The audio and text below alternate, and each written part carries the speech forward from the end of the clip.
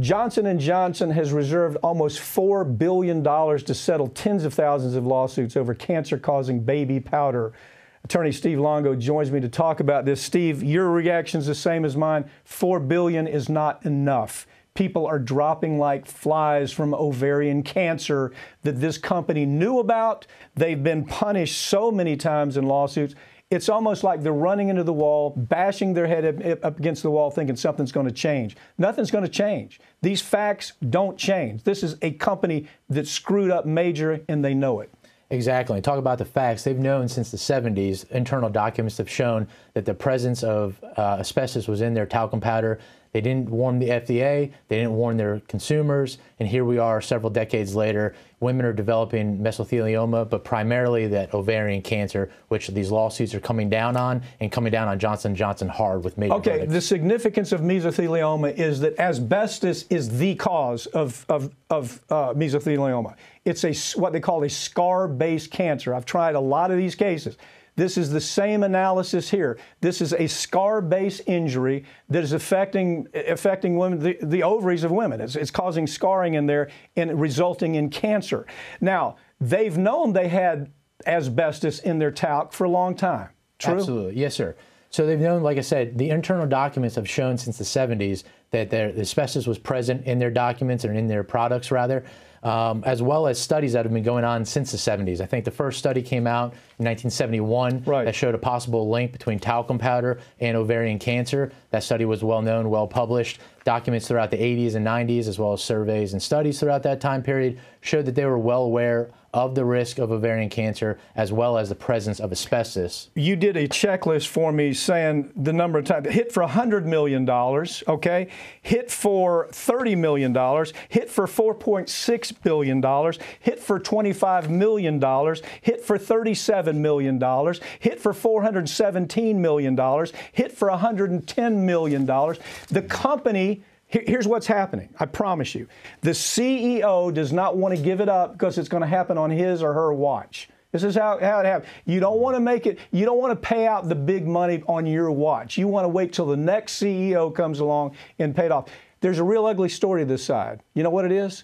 It is that Wall Street is controlling lawyers who take money from Wall Street. They get loans from organizations like Fortress and, you know, the big hedge funds. They're taking money from those people to where they can't settle the cases. So it's both sides. It's Johnson & Johnson and some of these lawyers who are moneyed up from Wall Street, which should never happen with a plaintiff's lawyer. What's your take on that? Well, the dam is going to break. We know that last year Johnson & Johnson made some significant moves. We talked about the $100 million that they set aside to deal with women and 1,000 lawsuits approximately where asbestos was found there.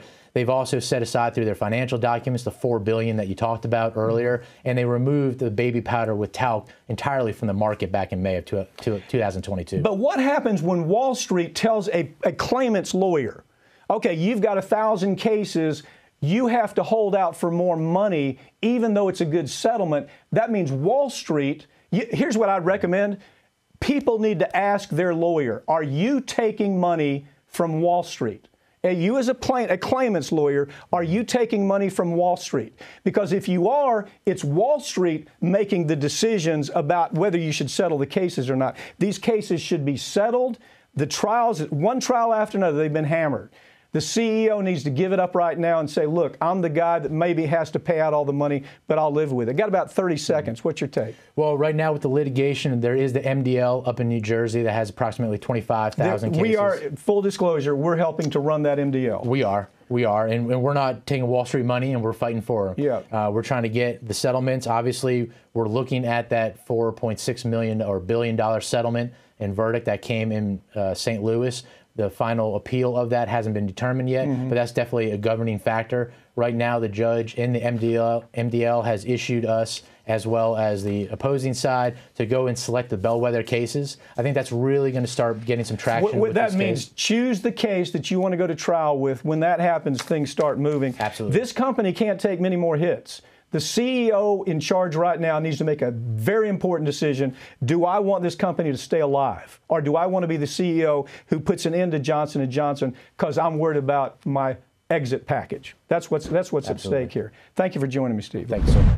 Boston Scientific has reached a $188 million settlement nationwide over its phony marketing claims about certain surgical mesh products. These products were found to be totally unnecessary for most procedures and ended up causing extreme pain and bleeding among patients, absolutely permanent injury.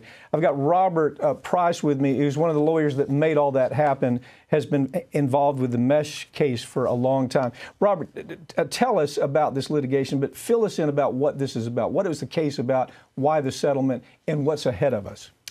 Thanks for having me on, Mike. So the Boston Scientific settlement was a settlement about the pelvic mesh products, which were products that were implanted in women to treat incontinence and pelvic organ prolapse and things like that. And you worked that case as well. We've been working that case and many other manufacturers for over 10 years. And essentially this was a settlement on behalf of AGs around the country that found that Boston Scientific had misled consumers, misled doctors about the true risks associated with the devices. Okay, so give us a recap on what you're doing right now.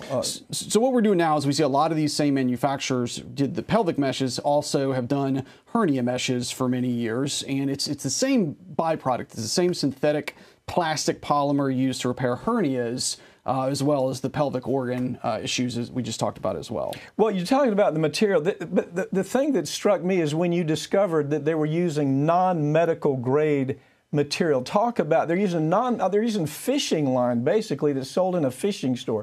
Talk about that. Absolutely, absolutely. What was uncovered in trials a few years ago, and what we're working up the backstory even deeper. What some companies do, not necessarily all of them, but several companies do this, is they use a non-medical grade byproduct. So literally just bottom shelf, not approved for human usage type stuff. It breaks down, it degrades. It actually says not approved for human use, right? The stuff that you get from the factory actually comes with a warning that says do not use this in the human body. But they used it anyway. They use it anyway, and what we're also discovering, Mike, is that they are coming up with different, essentially shell companies to run this stuff through so people don't know any better. That's another thing. Well, what do you mean by that? They're setting up shell companies. They're moving from the manufacturer of the material, moving through a shell company, and then moving to the people who create the mesh product. Right. To try to wash the information. Absolutely, absolutely. Well, okay, so as this goes forward, we're talking about a hernia mesh.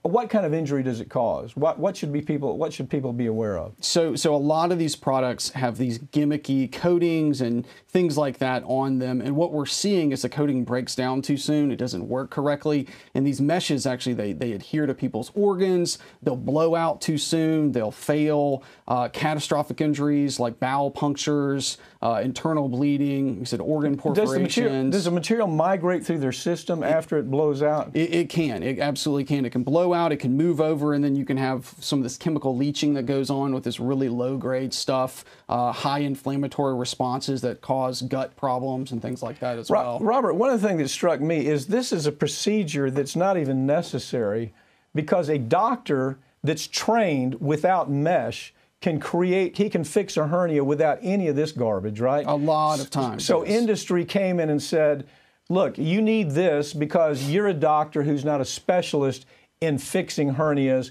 but now you can increase your practice if you'll use our material. Isn't that kind of the scenario here? That's right. We call them the gimmick meshes, which is they go to a doctor and say, yeah, we know this hernia is real small, and it would take you 20, 30, 40 minutes to do this, but it'll take you 5 minutes with this easy patch. They think, the doctors a lot of time they think it's FDA approved, they think it's been studied, when it really hasn't. And a lot of times it's unnecessary. Doctors don't need to do it, but it happens because they sold them a bill of goods, and it turned out the truth is unveiled many years later. Actually, when you look at the pelvic mesh cases, the juries jumped all over these companies, and these same companies, aren't they? Right. Robert, thank you for joining me, okay? Thanks, Mike.